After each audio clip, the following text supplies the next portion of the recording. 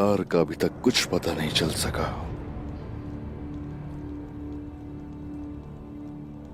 जब तक उसकी खाल नोच न लूं, ये मामला खत्म नहीं होगा। आप सही कह रहे हैं उस्मान साहब, सही कह रहे हैं आप। कौन जानता था कि कुम्हार इदरीस हमसे गद्दारी करेगा।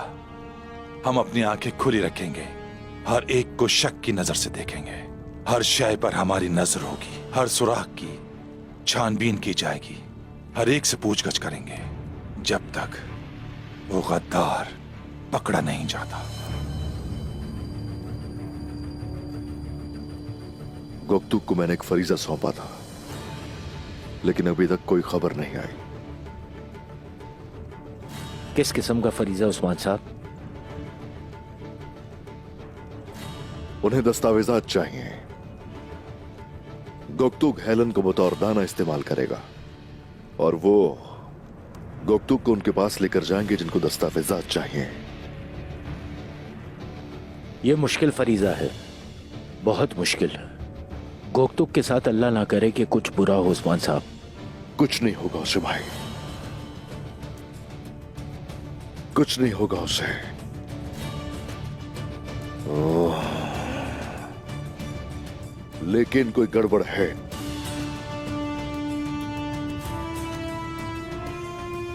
आप जाइए, सिपाहियों को लेकर रवाना हो जाइए, तलाश करेंगे गोकतुक को। फिक्र ना करें उस्मान साहब, आपका हुक्म सर आंखों पर। ठीक है। क्या मैं अंदर आ सकती हूँ उस्मान साहब? आ जाइए।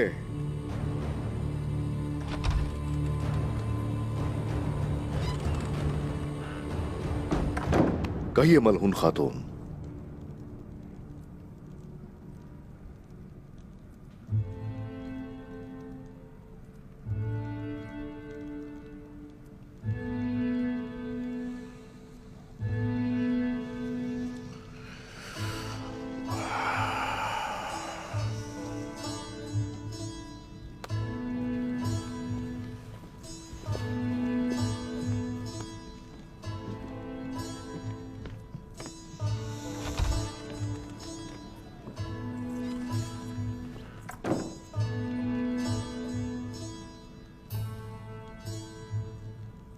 बाबा की तरफ से कासिद आया है, वो पहुंचने वाले हैं। आपकी दी गई जमीनों का जायजा लेने आ रहे हैं। अगर आपकी इजाजत हो तो मैं उन्हें ले आऊं।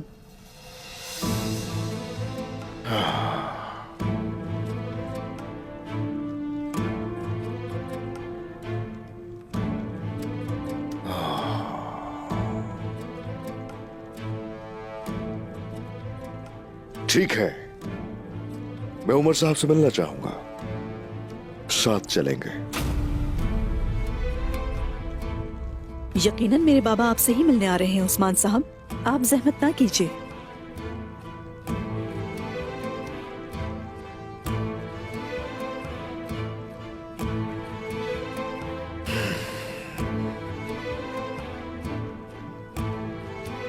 क्या कहना चाहती है मलहून खातून? मेरे कहने का मतलब यह है कि मेरे बाबा की आमद का सिर्फ हम तीनों जानते हैं।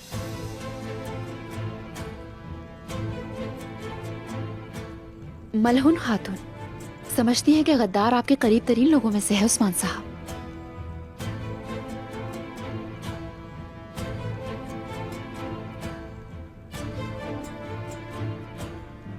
तो अपने बाबा की हिफाजत करना चाहते हैं?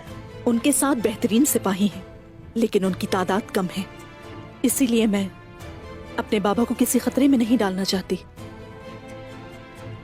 मैं नहीं चाहती कि ये बात किसी को मालूम हो।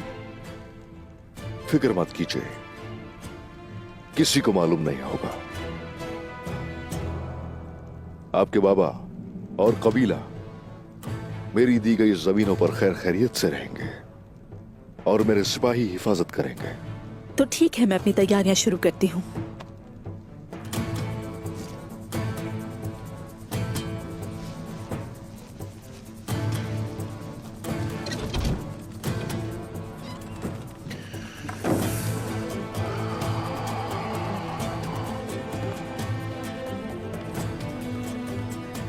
तो तो उस्मान साहब, क्या वाकई आप उमर साहब से मिलने जा रहे थे?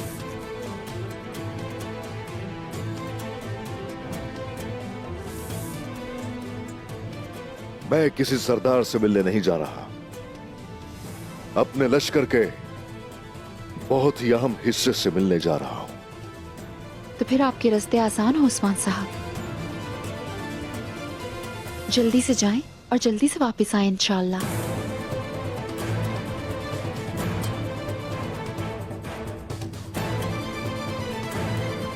बाला खातून,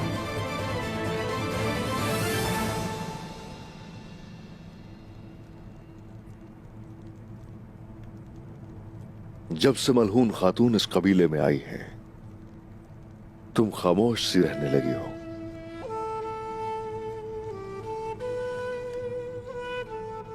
जनाब, उसकी नजरें हमारे कबीले के चारों तरफ रहती हैं। वो यहाँ के हर काम में दखल अंदाजी करती है। बाला,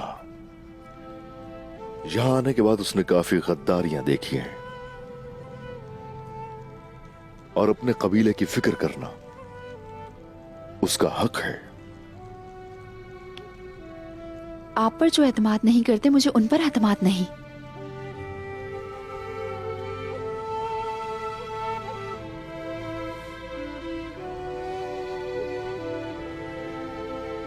इजाजत चाहती हूँ।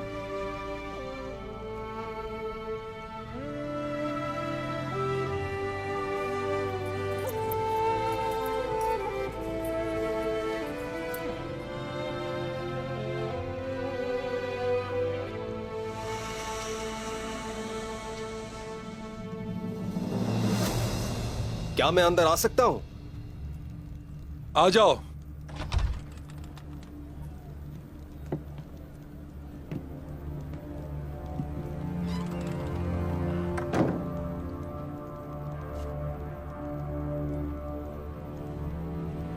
एक बड़ी फौज के हाथों से उस्मान आसानी से कैसे फरार हुआ?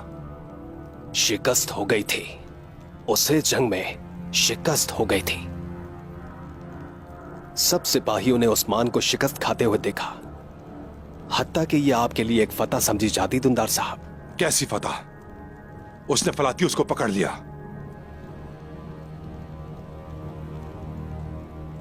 मुझे इसमें कोई शक नहीं। उसे खामोश रखने के लिए आपने इक़दामात उठाए होंगे। उससे तो साउच निमट लेगा। हमारे सिपाही शहीद हो गए। वो सब के सब मेरे बेटे थे, सब के सब। आपका दिल टूट गया होगा यकीनन। आपके खून आलूद हाथों को उस्मान के खून से साफ करने का ज्यादा वक्त नहीं बचा है। जल्द या बदेर उस्मान जान जाएगा।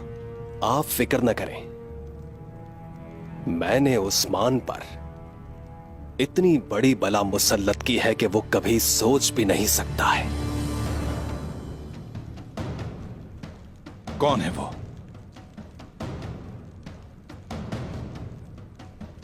कियातों का शिकारी कुत्ता, कारा शमान, 2 गाय।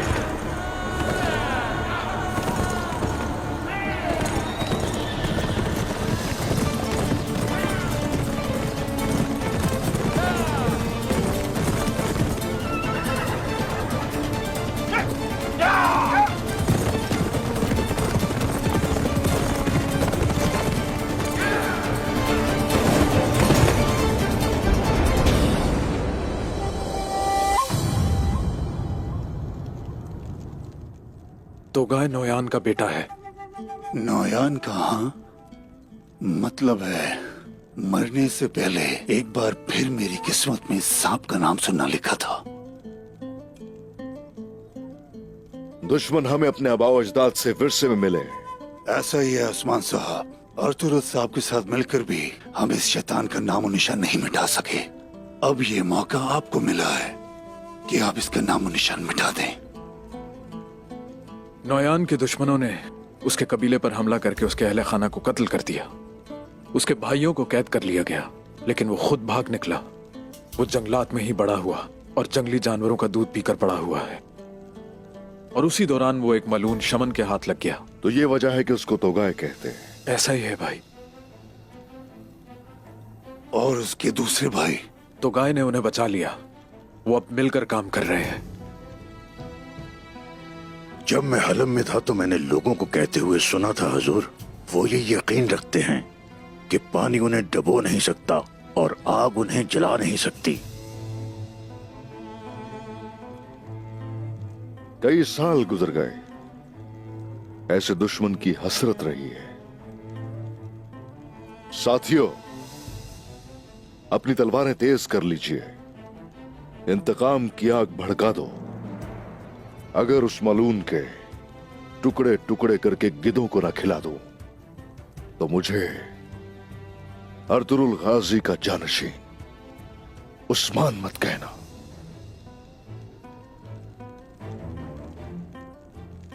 गेहातू ने उसे हमारी आबादकारी रोकने के लिए भेजा है, और मुझे यकीन है अगर तोगाय यहां आ गया है तो परेशानी हमारे सरों पर रहेगी।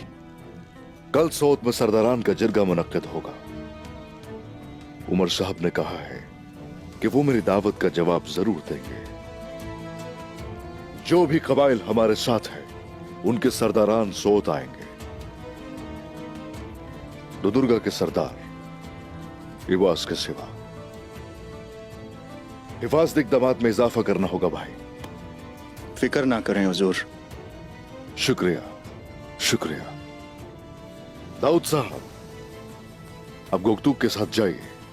भाईजान से कुछ सलाह मशवरा करना चाहता हूं।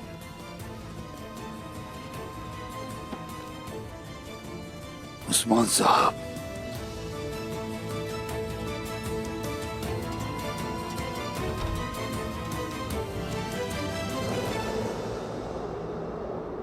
चूंकि उस्मान साहब हमें यहां तक लेकर आए और हमें सरदारान के जिरगे में मदऊ भी किया, वो जरूर मुझसे कुछ चाहते हैं। उन्होंने तमाम सरदारों को दावत दी है। यकीनन किसी नई मुहिम का आगाज होगा। जल्द मालूम हो जाएगा। मुझे बिल्कुल यकीन नहीं था कि उस्मान साहब के खत के बाद आप उनकी आबादकारी की दावत को कबूल कर लेंगे। जैसे कि अनातोलिया के तमाम सरदार कतार में खड़े हों और उन्होंने उमर साहब को जमीन की पेशकश की हो और उमर ने इनकार कर दिया हो। तुम्हें मालूम है, चरमियान लो, हामिदीन और कूनिया में हम वहां बगैर इजाजत अपने जानवर भी चरा नहीं सकते। जहां भी आबाद होने की कोशिश की, उसका पहले ही कोई मालिक होता है। तो इन सरजमीनों का कोई मालिक नहीं है बाबा? क्या अर्तुगरुल गाजी और उस्मान साहब के पास कोई ऐसी जमीन है जो उन्होंने बाजंतीनियों से ना ली हो? हाँ, यही तो मैं भी कह रहा हूँ। बहुत सी ऐसी सरजमीनें हैं जो काफिरों से लेनी होंगी। अपने इर्द गिर्द नजर डालो। क्या उस्मान साहब से बड़ा कोई सरदार है यहाँ? बिल्कुल नहीं है। लेकिन उस्मान साहब अभी जितने दुश्मनों में घिरे हुए हैं बाबा, क्या हम काई कबीले पर भरोसा कर सकते हैं? बायंदर की सलामती, काई की सलामती सब एक है। जो भी बच गया वो तुर्कों का परचम नहीं गिरने देगा बेटी। अरमीन बेली में उस्मान साहब पर जो घात लगाकर हमला हुआ है, वो हमारी बात की तस्दीक करता है। मेरी बात सुनो, ऐसा ही होता है। गद्दारी दूर से नहीं बल्कि करीब से होती है। ये कभी ना भूलना। तुमने किसी सबूत का जिक्र किया था, कहां है वो? मैंने अपने खत में आपको एक कत्ल के बारे में बताया था, और ये मुझे उसी जगह से मिली है।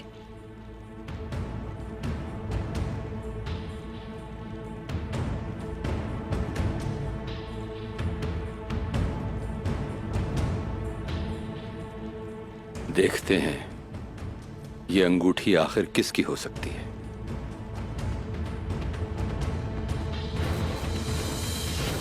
फलातियुस की जान लेकर कबीले में मौजूद गद्दार को ढूंढने से रोक दिया है मुझे। मैंने कसास का हक इस्तेमाल किया है मेरे भाई। कसास मेरा हक था। चचा जान का भी यही ख्याल था।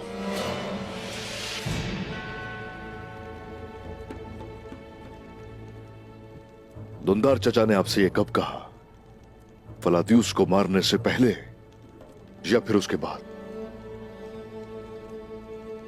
क्या फर्क पड़ता है इससे उस्मान साहब? बहुत फर्क पड़ता है भाईजान।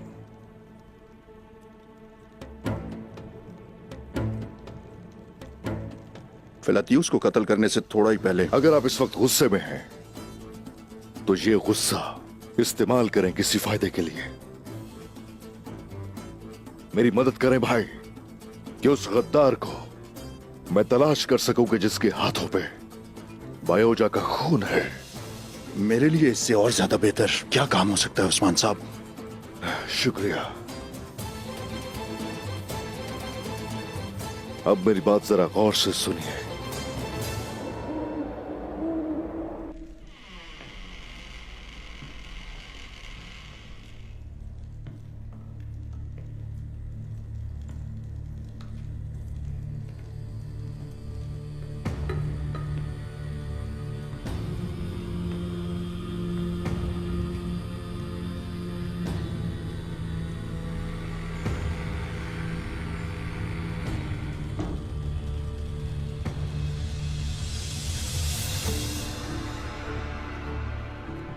उमर साहब की तरफ से वापस आते हुए तुमने उस्मान पर हमला क्यों नहीं किया?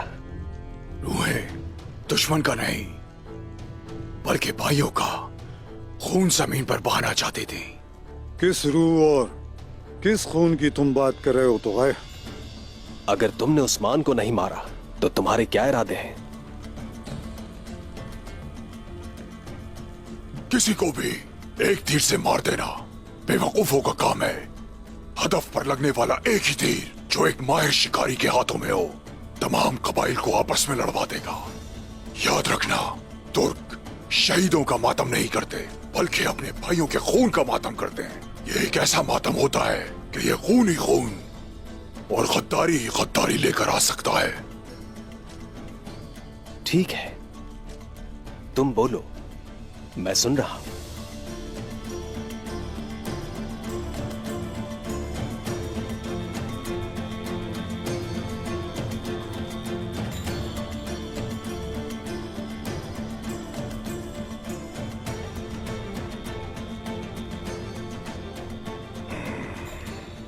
उस्मान मरेगा और कुंदुज उसकी जगह आ जाएगा।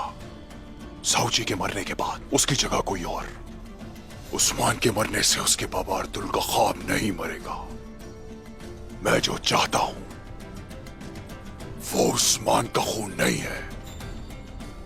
मैं जो चाहता हूं जिसकी नदियां बहाई जाएंगी वो भाइयों का खून है।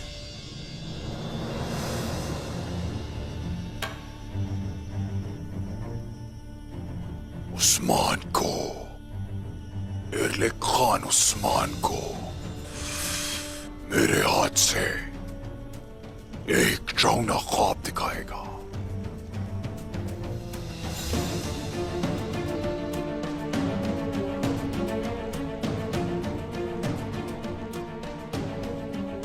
सुना है कि उस्मान सोत में एक जिरगा मुनक्किद करने वाला है और उसने हर जगह इक़दामात में इजाफा भी किया है।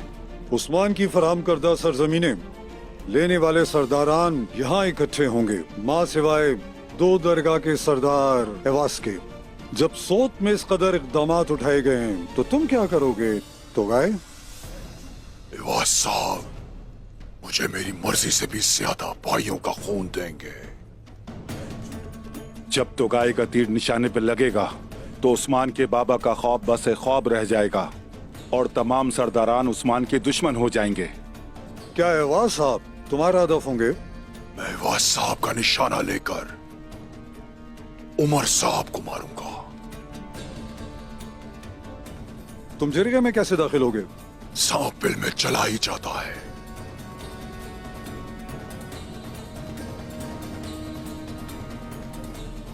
तो मैं तुम्हें रास्ता दिखाता हूं जहां से तुम सांप की तरह जाओगे। जब से हम सोत में आए हैं हमने हर जगह सुरंगें खोदी है। तुम अभी इस जगह पर हो। ये सुरंगें हैं जो गिरजाघर और सराय की तरफ जाती हैं। अगर तुम इस सुरंग में चलते रहे तो ये तुम्हें सीधा सराय के बावर्ची खाने में लेकर जाएगी। किसी के फरिश्तों को भी पता नहीं चलेगा। सिर्फ तुम्हारे जैसा सांप ही ऐसा सोच सकता है।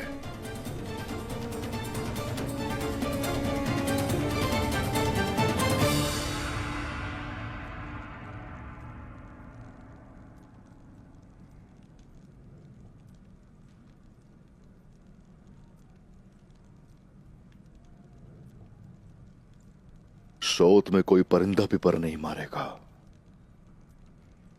गद्दारी का मौका नहीं दिया जाएगा। बाला, मैं चाहता हूं तुम कल मेरे साथ चलो और तुम खवातीन पर नजर रखोगे।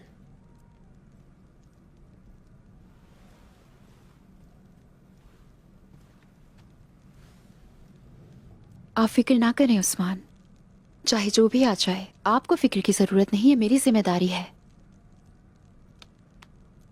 मुझे तुम पे यकीन है बाला। मैंने जब भी तुम्हें कोई फर्ज सौंपा मुझे मायूसी नहीं हुई।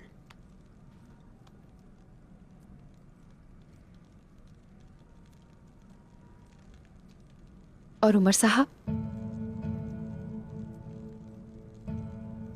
उन्हें दावतनामा भिजवा दिया है, वो जरूर आएंगे।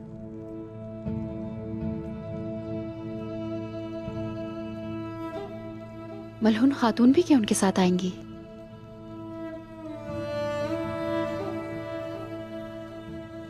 उमर साहब का बेटा नहीं है कोई, तो वही आएगी यकीनन। अगर बेटा होता तो फिर मलहून खातून शेखीना बगाड़ती कि वो सरदार की बेटी है। अगर वो सरदार की बेटी है तो सरदार तो शेख अदब अली भी है, और उसे जब ये एहसास हो जाएगा तो वो तुम्हें हकीर समझना छोड़ देगी।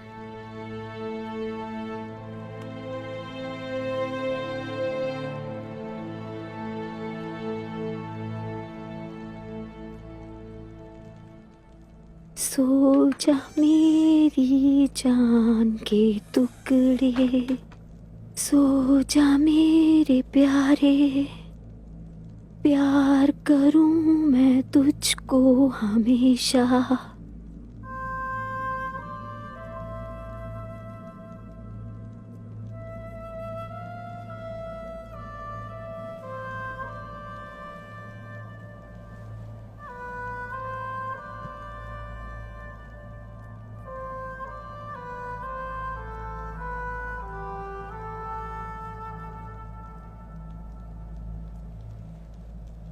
बिस्मिल्लाहिर्रहमानिर्रहीम।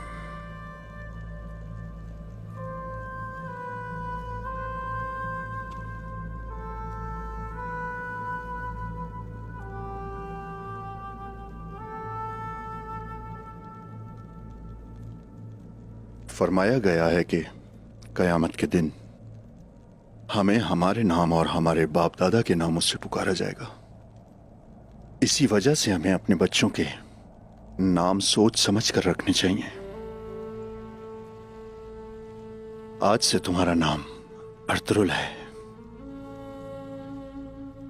बिस्मिल्लाहिर्रहमानिर्रहीम। अल्लाहु अकबर, अल्लाहु अकबर, अल्लाहु अकबर, अल्लाहु अकबर। अशहदु अन ला इलाहा इल्लल्लाह, अशहदु अन ला इलाहा इल्लल्लाह, अशहदु अन्ना मुहम्मदुर रसूलुल्लाह, अशहदु अन्ना मुहम्मदुर रसूलुल्लाह। हय्या अलस सलाह, हय्या अलस सलाह, हय्या अलल फलाह, हय्या अलल फलाह। अल्लाहु अकबर, अल्लाहु अकबर, ला इलाहा इल्लल्लाह। बिस्मिल्लाहिर्रहमानिर्रहीम। अल्लाहु अकबर, अल्लाहु अकबर, अल्लाहु अकबर, अल्लाहु अकबर। अशहदु अन ला इलाहा इल्लल्लाह अशहदु अन ला इलाहा इल्लल्लाह अशहदु अन्ना मुहम्मदुर रसूलुल्लाह अशहदु अन्ना मुहम्मदुर रसूलुल्लाह हय्या अलस सलाह हय्या अलस सलाह हय्या अलल फलाह हय्या अलल फलाह कद कामतिस सलात कद कामतिस सलात अल्लाहु अकबर ला इलाहा इल्लल्लाह।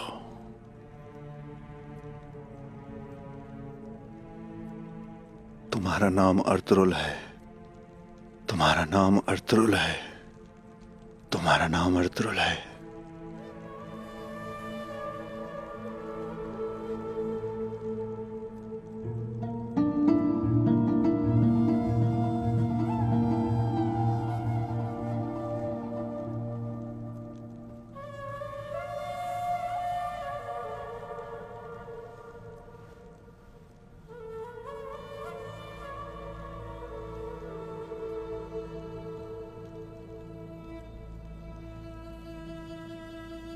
साहब जी, अगर आपकी इजाजत हो तो मैं जल्द से जल्द शेख साहब से मिलना चाहती हूँ।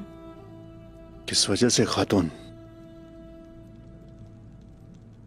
बायोजा के जनाजे में मैंने शेख साहब को सुना था, कुरान में अल्लाह पाक फरमाता है जो अल्लाह की राह में मारे गए उन्हें मुर्दा मत कहो, बल्कि वो जिंदा है। क्या ऐसी ही बात है? बताइए मुझे साहब जी। हमारे रब ने हमारी पाक किताब में फरमाया है। मैं भी ये सब कुछ जानकर मुसलमान होना चाहती हूँ।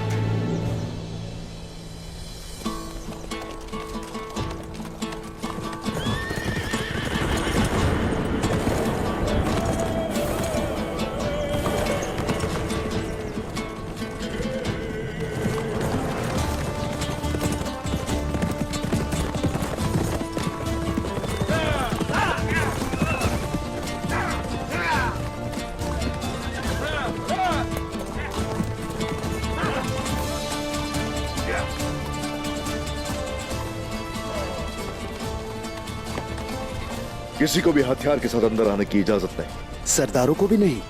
किसी को भी नहीं। जो आपका हुक्म।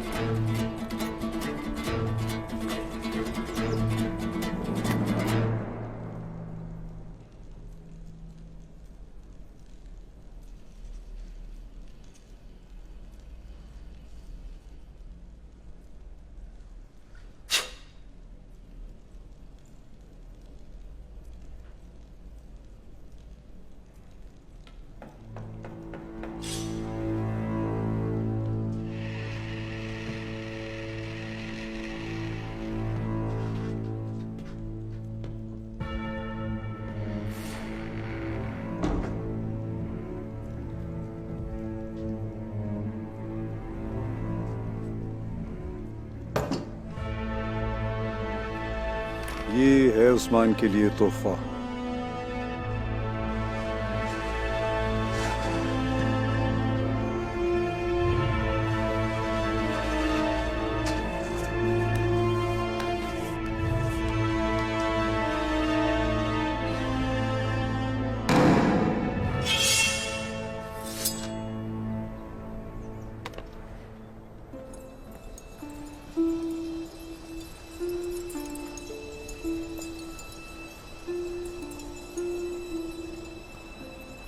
मुंजा खातून, आप यहाँ पे क्या कर रही हैं?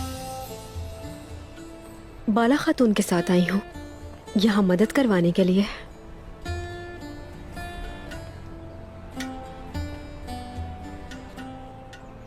खैर तो है ना बहरान? इस मुस्कुराहट की वजह जान सकती हूँ? मैंने शादी की तैयारियों का आगाज कर दिया है।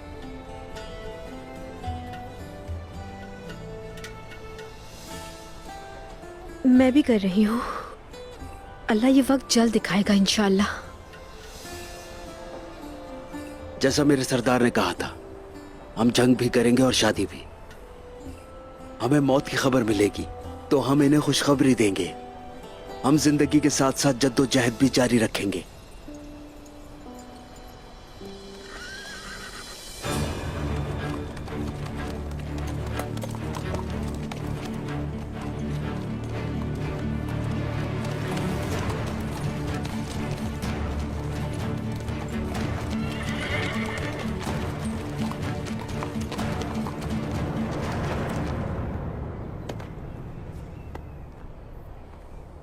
उमर साहब, माफी चाहता हूं लेकिन आपको अपने हथियार यहीं छोड़ के जाने होंगे। वो क्यों? सरदार का हुक्म है ये जरगे की हिफाजत की खातिर।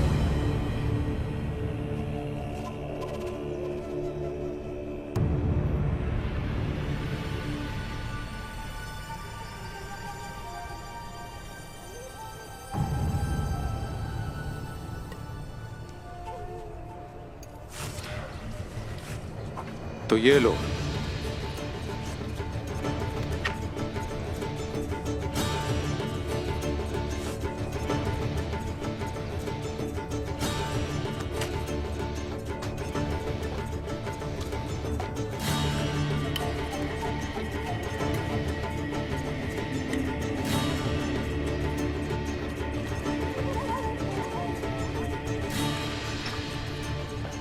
आइए।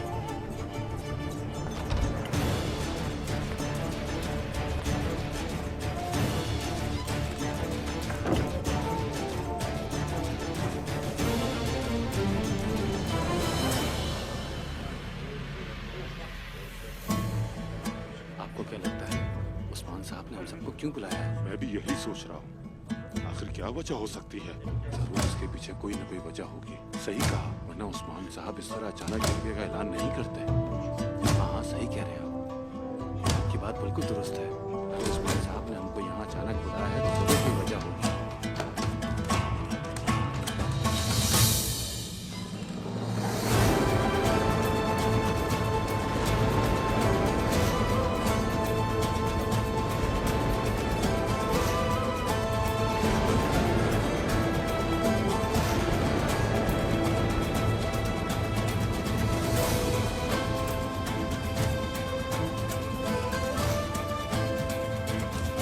होशियार!